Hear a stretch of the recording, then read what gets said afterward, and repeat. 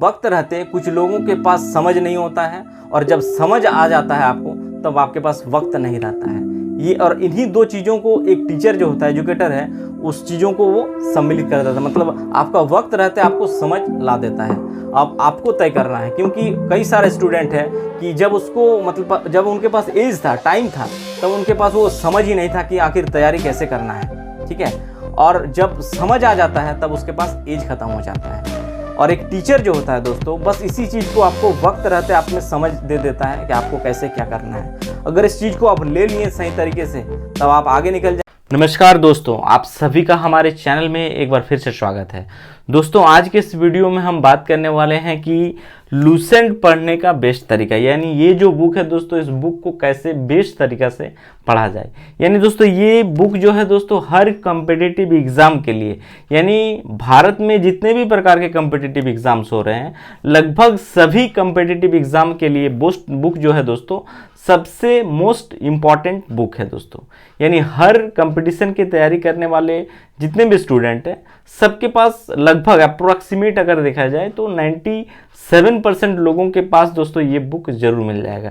English medium या Hindi medium, जो जिस मीडियम में तैयारी करते हैं उनके पास ये बुक मिलेगा ही मिलेगा।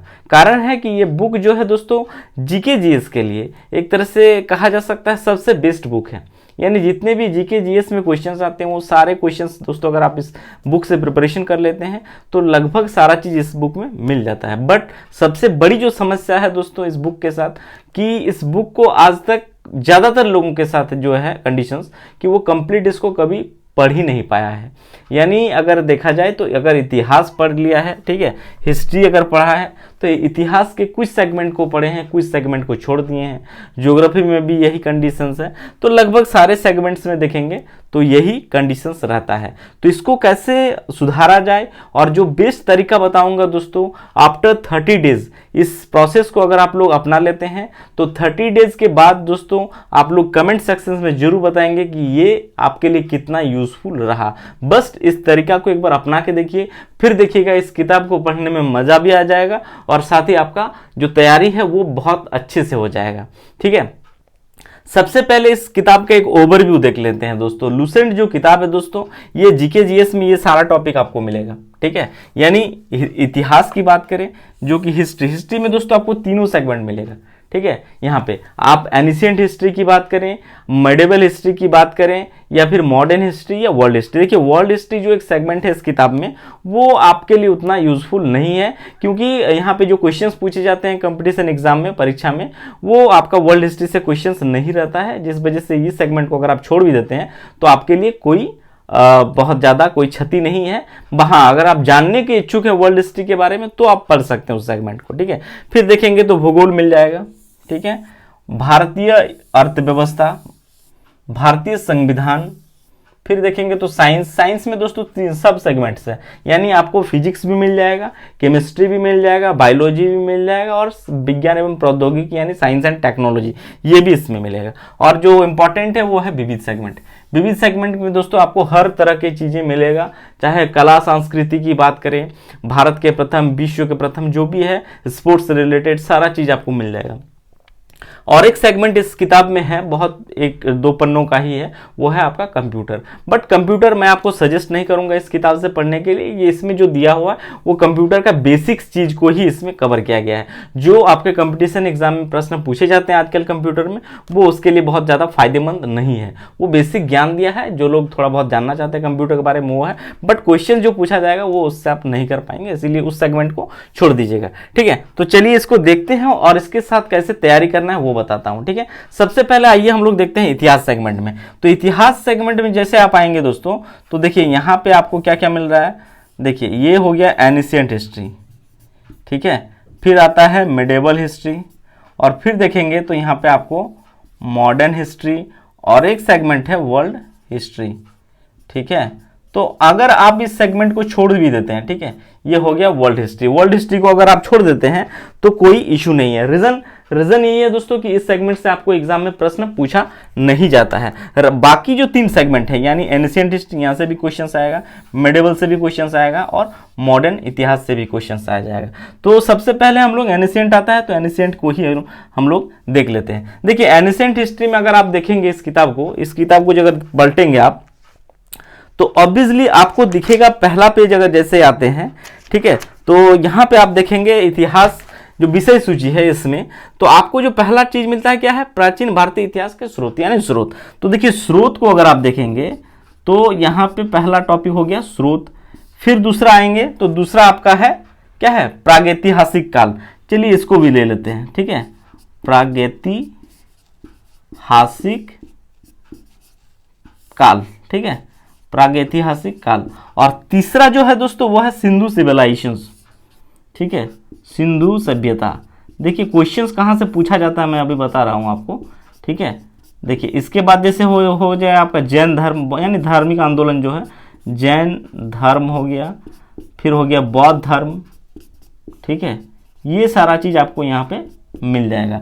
और ये सब चीज जो है दोस्तों अगर किस किताब से अगर आप तैयारी किए होंगे ईमानदारी से तो आप देखेंगे बहुत कम पेजेस का है, यानी इसमें देखेंगे तो ये है आपका, अगर स्रोत की बात करेंगे तो स्रोत जो आपको दिखेगा ये है 1 नंबर पेज से लेकर 3 नंबर पेज तक आपको स्रोत दिखेगा। फिर प्रागैतिहासिक काल में अगर आते हैं तो ये भी सिर्फ 1 पेज यानी पेज नंबर 3 में ही ये भी खत्म है, सिर्फ पेज नंबर 3। देखिए ये हो गया आपका प्रागैतिहासिक काल। फिर आते हैं हम लोग सिंधु सिविलाइजेशन, तो 3 से 5 नंबर पेज के बीच आपको सिंधु सभ्यता मिलेगा, यानी 3 से 5। समझिए सर कितना छोटा छोटा पेज में ये कवर किया हुआ है।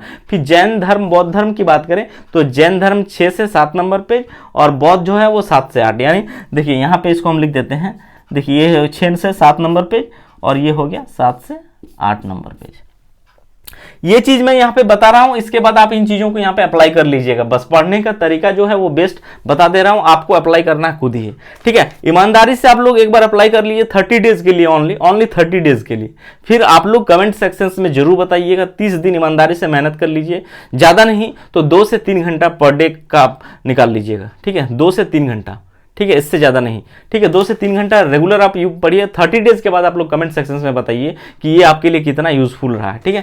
अब देखिए जैसे यहाँ पे आते हैं स्रोत, तो स्रोत में जैसे जो भी क्वेश्चंस हैं स्रोत के आप इस किताब से पढ़ लेंगे, ठीक है, यानी ये वाला चीज से, ठीक है, इस किताब के आप इस किताब से पढ़ेंगे पेज नंबर 1 से 3 तक, इसको पढ़ लेंगे। इसके बाद करना क्या है मैं बता रहा हूं।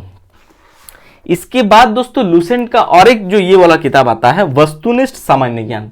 देखिए ये जो चीज है दोस्तों, मेरे और भी जो भी स्टूडेंट हैं उन सभी को मैं बोला हूं, वो लोग अप्लाई भी किया है और डेफिनेटली मैं बता सकता हूं 30 डेज के बाद आपका इंप्रूवमेंट खुद ही महसूस हो जाएगा, चाहे जानकारी लेवल की बात हो या क्वेश्चंस को करने की, यानी किसी भी प्रकार के कंपटीशन एग्जाम्स के आप किसी भी पुराने किसी भी सिलेबस से ले आइए, किसी भी प्रीवियस ईयर के क्वेश्चंस लाइए, किसी भी एग्जाम के, बस उन टॉपिक को चुन लीजिए। जैसे ऐतिहासिक स्रोत जो आप पढ़े हैं, ठीक है, वो अगर जैसे यूपीएससी का क्वेश्चन हो आप वहां से उठा लीजिए, ठीक है। यूपीएससी नो डाउट थोड़ा डेपली होता है, लुसेंट से कवर नहीं होता है, उसके लिए आपको बेसिक किताब जो होता है वो पढ़ना पड़ता है, बट और भी एसएससी लेवल के जितने भी एग्जाम्स हैं वहां पे देखेंगे, रेलवे में देखेंगे, तो ये आपके लिए इंपॉर्टेंट कैसे होगा, जैसे आप इसको पढ़ लिए और उसके बाद करना क्या है, ये जो किताब है दोस्तों इससे आपको हर टॉपिक का, जैसे इतिहास यहाँ पे जो स्रोत है, स्रोत का यहाँ पे आपको मिल जाएगा, ठीक है, उसके क्वेश्चंस को खाली सॉल्व कर लेना है, ठीक है। जैसे यहाँ पे देखेंगे आप तो देखिए ऐतिहासिक स्रोत ये रहा, ठीक है, जो आपको 2 नंबर दिख रहा होगा यहाँ पे, ठीक है, यहाँ पे इसको आना है और उसको सॉल्व करना है, यानी उस टॉपिक को जैसे वहां से पढ़ लिए, एक पढ़ने के बाद करना क्या है, यहाँ से आपको क्वेश्चंस प्रैक्टिस करना है, यानी आप जो पढ़े हैं लगभग वो सब आंसर यहाँ पे मिल जाएगा, आपको सिर्फ यहाँ से सॉल्व करना है। नहीं हो रहा है कोई बात नहीं, जो क्वेश्चंस नहीं हो रहा है उसको आप मार्क करिए, ठीक है, उसको मार्क करके रखिए, फिर आप थ्योरी देखिए उस किताब से और उसको हल करिए। तो ऐसे करके ही आपको आगे बढ़ना है, हर टॉपिक के हिसाब से आप पहले उसका थ्योरी पढ़ लीजिए इस किताब से और इसके बाद इसका एमसीक्यू क्या किया करिए, आपको डेफिनेटली इसका इंप्रूवमेंट देखने को मिल जाएगा। और ये जो प्रोसेस है दोस्तों आपको 30 डेज करना है और हर टॉपिक के साथ, यानी जहां पे आप इसको पढ़ेंगे इतिहास को, तो इतिहास में भी ये चीज़ अप्लाई करना है, ठीक है। फिर आएंगे भारतीय इकोनॉमी में, तो यहाँ पे भी आपको ये चीज़ करना है। तो इससे क्या होगा कि आप जब पढ़ेंगे और साथ ही उसका एमसीक्यू करेंगे तो ये कॉन्फिडेंस को बिल्डअप करेगा, ठीक है, कॉन्फिडेंस को बिल्डअप करेगा। क्वेश्चंस किस प्रकार के पूछे जा रहे हैं ये आपको पता चल जाएगा।